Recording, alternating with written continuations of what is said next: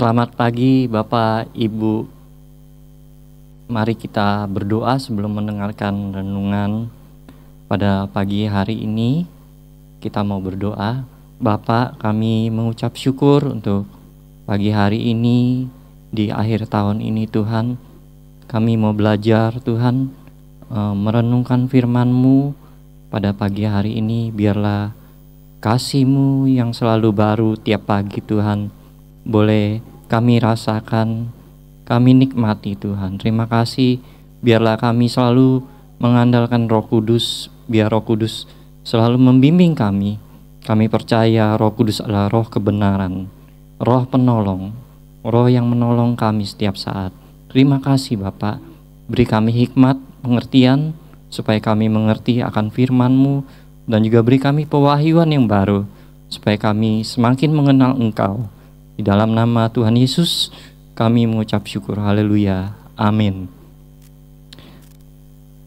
Shalom, selamat pagi Bapak Ibu. Kita mau baca firman Tuhan pada pagi hari ini di Yeremia 17 ayat 7. Dikatakan, diberkatilah orang yang mengandalkan Tuhan, yang menaruh harapannya pada Tuhan. Bapak Ibu, di dalam hidup kita ini, kita seringkali melihat bahwa ada orang-orang tertentu dalam hidupnya, kelihatannya ya, dia mengandalkan Tuhan. Ya. Ada teman saya satu, papa mamanya tadinya kaya sekali Bapak Ibu ya. Anak-anaknya hidupnya ya lumayan mewah ya Bapak Ibu ya. Motornya bagus-bagus, kendaraannya bagus Bapak Ibu, karena bapak ibunya. Tapi suatu saat papa mamanya usahanya bangkrut Bapak Ibu ya. Dan anak-anaknya hidupnya menjadi sulit Bapak Ibu, dan tentunya papa mamanya juga sulit ya Bapak Ibu ya. Dan inilah yang menyebabkan bahwa sumbernya itu salah Bapak Ibu. Ya, sumbernya itu orang tua, bukannya Tuhan ya. Kita melihat bahwa yang diandalkan anak ini, teman saya ini adalah orang tuanya Bapak Ibu. Sayang sekali waktu dia masih kecil, papa mamanya itu tidak mengajarkan anaknya ini untuk berharap pada Tuhan ya, dan menaruh harapannya pada Tuhan Bapak Ibu, tapi pada harta sama orang tua, dan orang tuanya memanjakan Bapak Ibu ya. Beda lagi dengan saya, karena saya yatim piatu Bapak Ibu ya. Saya lebih banyak meminta pada Tuhan dan berdoa Bapak Ibu, karena memang mentor saya itu selalu mengajarkan saya ya. Waktu di leadership bootcamp LBCB ya, itu saya tes temperamen, tes karunia-karunia Bapak Ibu. Karunia saya berdoa syafaat ya, dan konselor ya Bapak Ibu. Nah, Bapak Ibu, kami pendoa syafaat itu selalu diajarkan mengandalkan Tuhan Bapak Ibu. Dan kami selalu berdoa, dan kami berdoa dan juga puasa Bapak Ibu. Kalau ada momen tertentu, ada acara tertentu, Tuhan suruh doa puasa Bapak Ibu ya.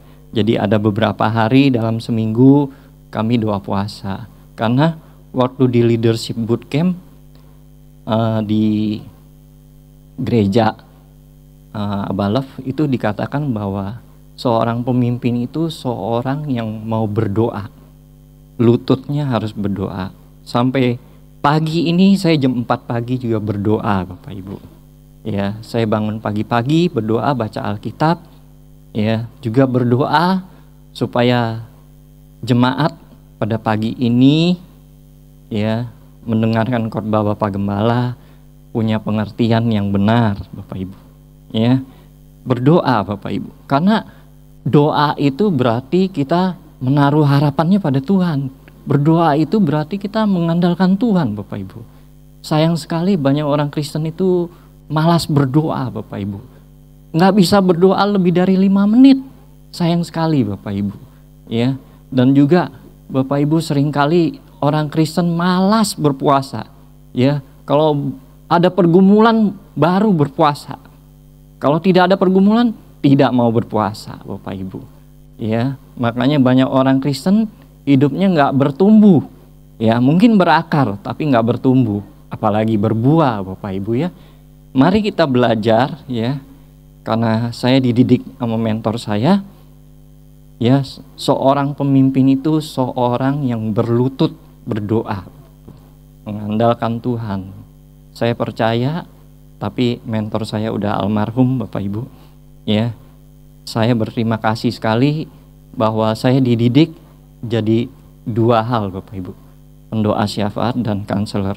Mari kita belajar, Bapak Ibu, hidup ini mengandalkan Tuhan dan menaruh harapannya pada Tuhan, Bapak Ibu.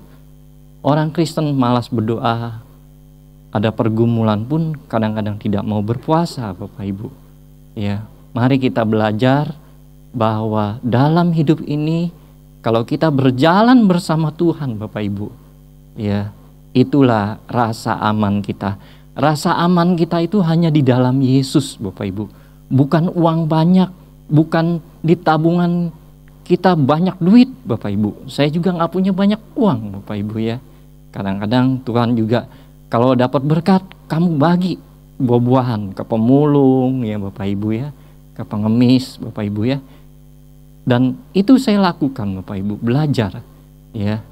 Karena kita belajar, Bapak Ibu, kalau orang mengandalkan Tuhan ya, belajar hidupnya, rasa amannya itu di dalam Tuhan. Harapannya hanya kepada Tuhan, bukan kepada manusia, Bapak Ibu. Ya. Dan di sini dikatakan di ayat 8, ia akan seperti pohon yang ditanam di tepi air, yang menambatkan akar-akarnya di tepi batang air, dan yang tidak mengalami datangnya panas terik, yang daunnya tetap hijau, yang tidak khawatir dalam tahun kering, dan yang tidak berhenti menghasilkan buah. Ada sebuah pohon jambu, Bapak Ibu, dekat rumah kami, itu di pinggir got ya. Nah, akarnya itu bisa sampai ke got, Bapak Ibu ya. Dan pohon jambu ini saya lihat dari kecil sampai besar, Bapak Ibu ya, tetap berbuah dan dia tidak bergantung pada musim. Karena akarnya itu ke got itu, Bapak Ibu, dia menyerap air.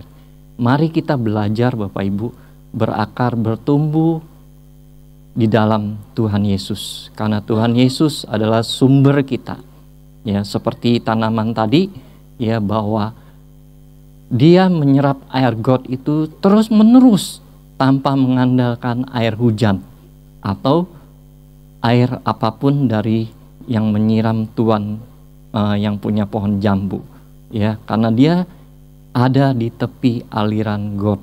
Got itu ada airnya, Bapak Ibu. Dan akarnya itu terus menerus mengambil air dari got itu. Dan kita percaya Bapak Ibu, kita ini di Mazmur 1 ayat 2-3 katakan, kita tanaman di tepi air ya. Jadi kita berakar di tepi sungai ya, di tepi sungai, di tepi air. Kita terus menerus menyerap air, Bapak Ibu, agar terus bertumbuh. Sumber kita adalah Tuhan, Bapak Ibu. Diberkatilah orang yang mengandalkan Tuhan dan menaruh harapannya pada Tuhan. Belajarlah dari tanaman, Bapak Ibu ya. Mari kita berdoa. Bapak, kami mengucap syukur, kami mau seperti tanaman di tepi aliran air, yang terus menerus akar kami menerima air, menyerap air Tuhan. Kami mau belajar berdoa, berpuasa Tuhan, mengandalkan Tuhan di setiap rintangan masalah hidup kami.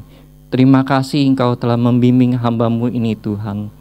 Kami tahu orang yang mengandalkan Tuhan dan menaruh harapannya pada Tuhan, itu orang yang diberkati. Terima kasih Bapak. Di dalam nama Tuhan Yesus, biarlah kami selalu di tahun 2025 kami berjalan bersama Tuhan. Di dalam nama Tuhan Yesus kami mengucap syukur. Haleluya. Amin.